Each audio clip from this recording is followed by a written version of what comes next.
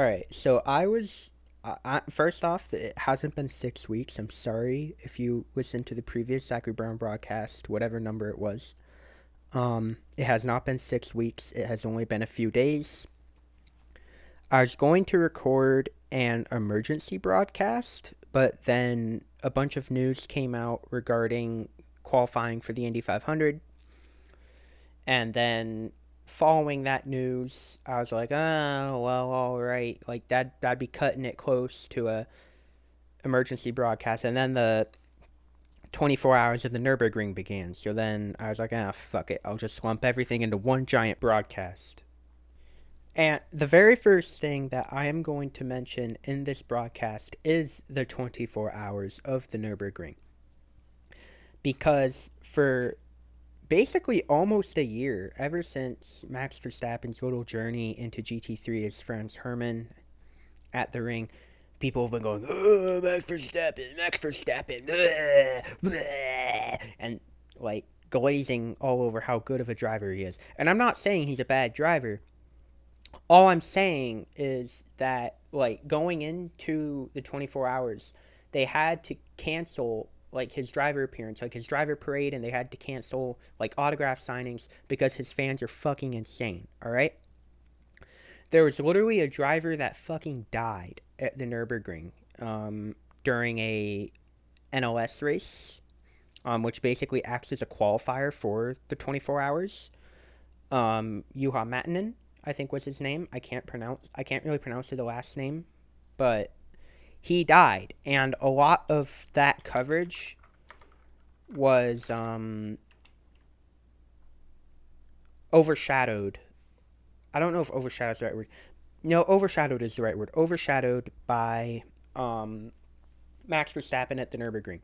So Johan Mitanen, that's how I just looked it up. That's how you pronounce his name, I think, according to Google. And so all this talk was going in about Max Verstappen and the 24 hours.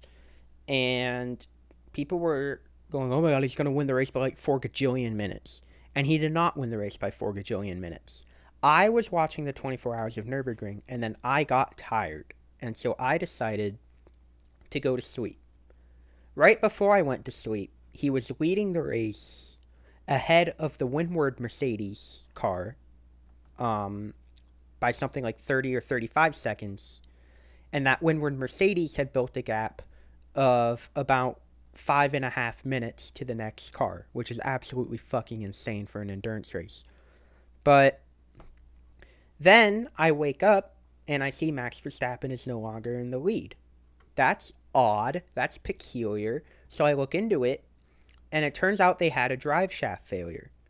Now, like, failures can happen on any part, but historically, drive shaft failures happen when you're driving the car too hard. And seeing how they basically topped, like, every single session prior to this race in that car, I'd not be surprised if Max and the gang drove that car a little bit too hard. They did finish the race. They fixed the car and got it out. Obviously did not finish first. The Dacia Logan finished ahead, so that was good news for, like, the 5 fans. I'm kind of picking at straws here because I have a segment that I want to do, but I can't deploy it until a little bit later, so I have to kind of build into it. All right. What's next? Oh yeah. Jeffrey Epstein's suicide note was released by the Department of Justice, and it said, and I quote, "They took away my laptop. I can no longer look at Five Nights at Freddy's porn and jork it crazy style. Alright, I'm a head out. See you later, bitches." It didn't actually say that. I made all that up. Except the part of the letter being released. That did actually happen. But it was a big giant nothing burger. So, fuck. This one's actually really funny. Alright, I'm gonna try and do my best to keep a straight face and be as apolitical on this one. But this one's really funny. Not necessarily because of who it's benefiting, but just because of the organization itself. So Cars for Kids, you know, the one that like plague the radios and stuff like that. That one. So here we go. And I quote, and this is from a conservative. I'm reading this from a conservative newsletter. I'm reading this on Fox 11. All right. So there's, if you want to take out that bias, this isn't CNN. Holy shit! I just looked on the other side. Never mind. All right, I'm getting off track. Orange County Superior Court Judge Garcia A issued the ruling on May 8th, finding that Cars for Kids violated California's false advertising law and unfair competition law. Now, the reason this entire thing was put in place, the case name being Puderbauer versus Aura Inc., it was, quote, brought by a California resident, Brice Puderbau, a cabinet maker in his 70s who donated his car in the belief that proceeds would help underprivileged local children. Instead, he found out that his $250 donation, by the way, $250 donation, even for like a junk car in today's economy, is an absolute ripoff. Anyway, instead, his $250 donation went to URA Inc., a New Jersey-based Orthodox Jewish outreach organization. Trial testimony and IRS Form 990 documents revealed that over 60% of Cars for Kids' total funds, approximately $45 million annually, flew to URA. So, turns out that Cars for Kids is a front for a Jewish organization. But what does this Jewish organization do? Let's look at it further. In 2022, URA allocated $437,000 to Middle East. What's 437,000 divided by? All right, I just punched it into the calculator because we have technology, and the answer I got was 1,748 cars if they were all valued at 250. This is investigative journalism at its finest here, all right? Everybody else does the work and I take the credit. Anyway, in 2022, URA allocated $437,000 in 2022, URA allocated $437,000 to Middle East outreach and transferred $16.5 million to purchase a building in Israel. The court found that funding does not primarily benefit young children in need. Instead, it supports older teens. I guess you can, like, 17-year-olds, you can argue that they're still kids. They're legally still kids, so I'll give them a pass on that. Participating in gap year trips to Israel. You know, maybe they're really religious. Adult matchmaking services and related family programming. Holy shit. All right. Okay, let's just break this down. Let's break this down for a second. I knew this was going to happen as soon as I started talking about this topic, because I read the article before, but I completely forgot about the fucking adult matchmaking services. Okay, alright. Straight face. My dad, in like 2003 or 2004, something like that, had a red 1993 Dodge Shadow, and that thing was a pig. The reason he didn't call it a pig was because he had a truck at the time called the Pig, and so this was called the Piglet. And to this day, I have talked to him numerous times telling him he needs to buy a motorcycle so that he can call it the Hog and that the cycle can be completed. Anyway, he donated this car to Cars for Kids. And granted, this was over 20 years ago, so it very well could have been different. But imagine the car shat itself on the side of the freeway, on the side of the 10. Not a good place to break down, so they donated it to Cars for Kids because they would tow it. Or, yeah, so imagine Um,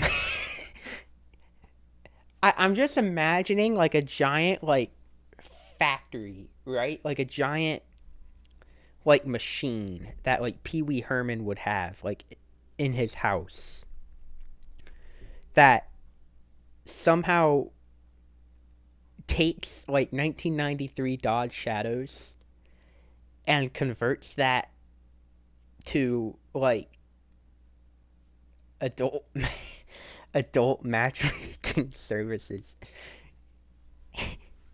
Dude, all right.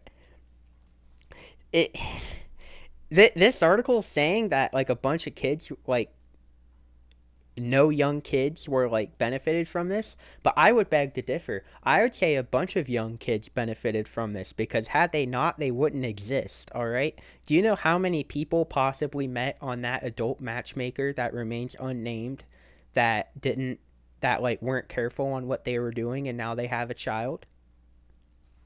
Jesus Christ, I sound like a conservative, fucking like I sound like the guy on the radio from GTA 4. There are two women I love in the world, my wife and Lady Liberty, and I will not go down on either one of them. That's his quote, not mine. All right, let's continue. I got sidetracked. While California accounts for 25% of Cars for Kids' national vehicle intake, roughly 30,000 cars annually. Oh my goodness. The charity runs no functional programs in the state. Its local presence is limited to a branded backpack giveaway of about 1,000 bags distributed regardless of financial needs, which was described in court as a branding exercise according to court documents. Hang on. I need to see if there's a bat. I need to see if there's images online of these backpacks. Oh my goodness. Oh my goodness. Yes, there is. Oh my god, these are really shit. I would put this in the thumbnail, but then I'd have to like blur these kids' faces. Oh my goodness. Wow, these are really shit. I'll just describe them to you. They're like the clear bags, and they're either, from what I'm seeing here, they're either pink or black. And they're all clear, like minus like the zipper and like the outer like cloth frame of the bag. I know, I just looked it up. I just paused the recording and I looked it up just to make sure that um like this, like I wasn't going crazy. But if you go into Google and search quote school shooting prevention backpack end quote and hit enter and go to the first image, go to images, by the way. You have to go to images. You'll see what I'm talking about. There's this. So yeah, imagine donating. All right. Chief Operating Officer Esty Landau, I think that's how you pronounce that. It's spelled similar to testy, like testicles, so that's why I'm going off of it. Um, Testified that the organization's primary purpose is not to help economically disadvantaged children, and confirmed that the word Jewish appears nowhere in the advertisement. The judge ruled that using child actors age 10, the name Cards for Kids, in a repetitive four-line jingle stripped of substantive fact constituted as an quote, hang on, this is in quotes, an actionable strategy of deception.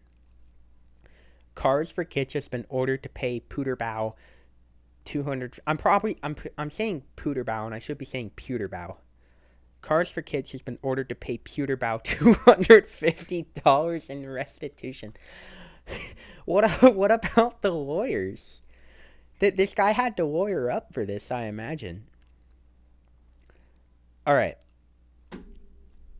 Basically, June 2026, 30 days post-ruling, is the deadline for Cards for Kids to remove non-compliant advertisement from California TV and radio airwaves. So, I imagine Cards for Kids is going to blot or try to like fight this because of like their power and whatnot. Not power in that sense. Not power in they're funding like Jewish programs. I'm not insinuating that. I just mean powers and they have a bunch of money coming in from junk cars. All right. I know someone may be listening to that and think the wrong way when I say that. Remember, like I said in the last broadcast, it's not the Jews that control everything. It's kids with leukemia. Remember. So anyway, they will probably try and challenge that, but I don't know how far they're gonna get, because to be honest, like that does kind of sound like deceptive practicing, like not mentioning it all, where like saying that you're gonna help like blank and then not helping blank and instead doing blank instead. Like that is kind of like law 101 regarding deceptive practice. Anyway, speaking of breaking the law, we have to talk about IndyCar for a second, because IndyCar, the giant space leukemia laser, shot down on Saturday over the speedway, ensuring that no qualifying runs were to be held. So no qualifying was held, and everything was moved to Sunday. I got up. Marcus Ericsson qualified 18th, I think, somewhere around there. I was upset about that.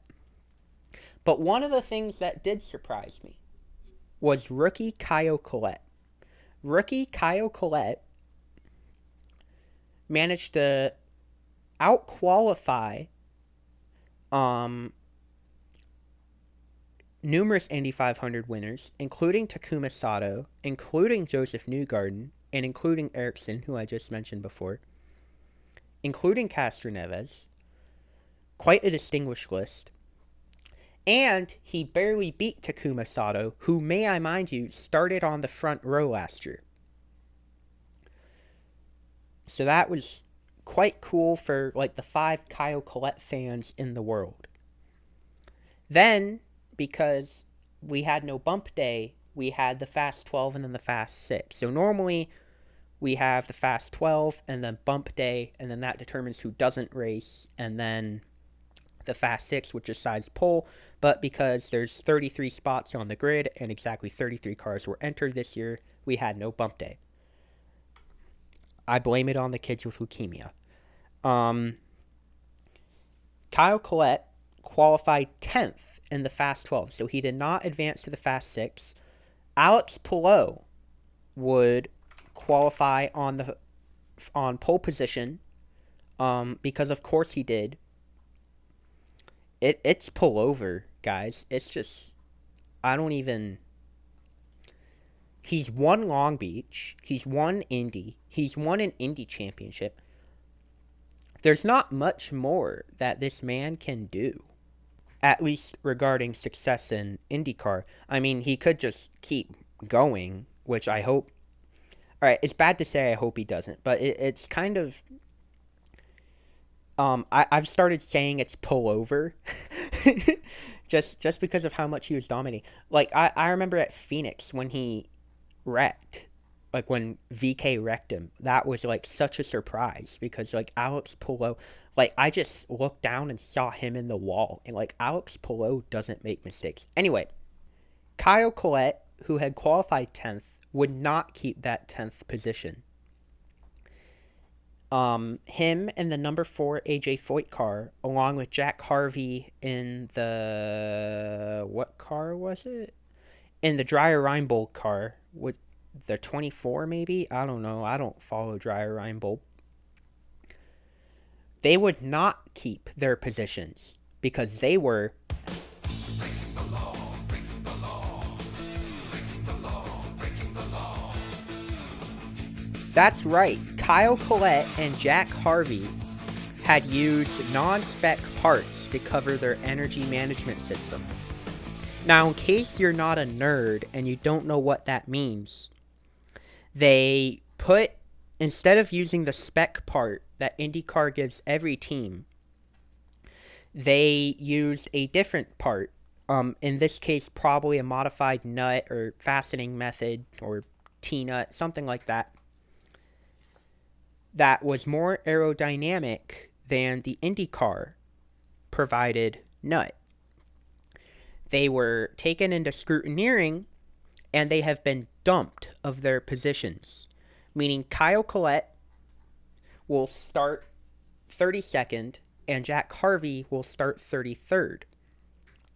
The reason that this decision was made and why Kyle Collette starts 32nd and vice versa, whatever, is because Kyle Collette has competed the entire season in IndyCar while Jack Harvey is only competing in the Indy 500, meaning that Kyle Collette has more points, meaning that he will start 32nd and 33rd, and everybody moves up 2 spots.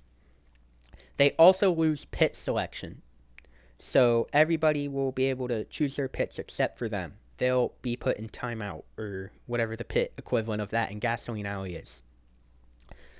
I hope you guys really liked that little bumper there. It took me a whole 1 minute to make. What else is there to talk about IndyCar wise? All right, we'll go down the qualifying order for the Indy 500. All right, starting on pole position in row number 1, Alex Palou on the inside with pole position, Alexander Rossi in the middle, David Malukas on the outside. Row number 2, Felix Rosenqvist on the inside, Santino Ferrucci in the middle, Pato O'Ward on the outside. Row number 3, Kiffin Simpson on the inside, Connor Daly in the middle, Scott McLaughlin on the outside.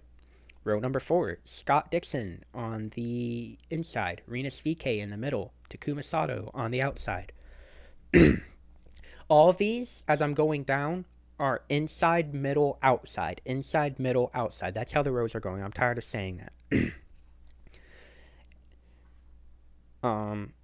that. Row number 3, 9, 12. 1, 2, 3, 4, 5, 6, 7, 8, 9, 10, 11, 12. All right. Row number 5.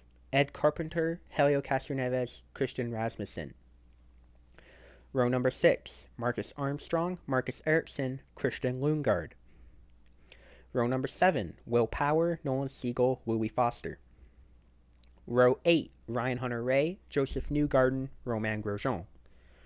Row number 9. Kyle Kirkwood, Catherine Legge, and Mick Schumacher. Row number 10. Graham Rahal, Dennis Hauger, Jacob Abel. And row number 11, the slowest people, along with the 2 rule breakers, Stingray Robb, Kyle Collette, Jack Harvey.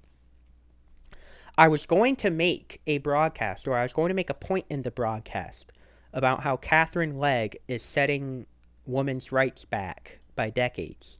But I can't really do that anymore because she actually qualified better than she normally does. In the last Indy 500s that she's ran, she doesn't, oh fuck, that's a hard question. Anyway, she hasn't, she's always been on the bump, and she just barely makes it. So she'll qualify 32nd, 31st, 33rd, but she's qualified 26. And the whole reason why I was going to bring this point up in the first place is because she will be attempting the double. She will be attempting to do what Kyle Larson could not. In case you do not know what the double is when you attempt both the Indianapolis 500, then you get on a helicopter and zoom your way over to Charlotte Motor Speedway and partake in the NASCAR Coke 600. So that's 1,100 miles in there. That's a lot of work. Such drivers to attempt it are Robbie Gordon, no relation to Jeff, Tony Stewart, and like I said recently, Kyle Larson. I think Kurt Busch may have attempted it sometime, but I'm not 100% sure.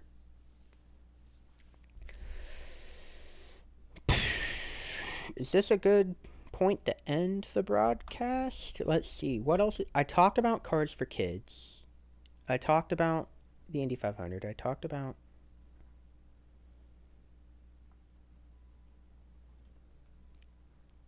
Is there anything else in here worth talking about?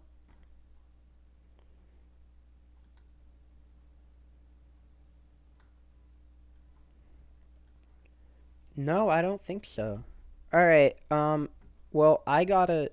Right now it's 1 a.m. I gotta shut this recording down for this broadcast, and I'm probably gonna hurry out a slop thumbnail. It's gonna be a very sloppy thumbnail. See ya. Bye.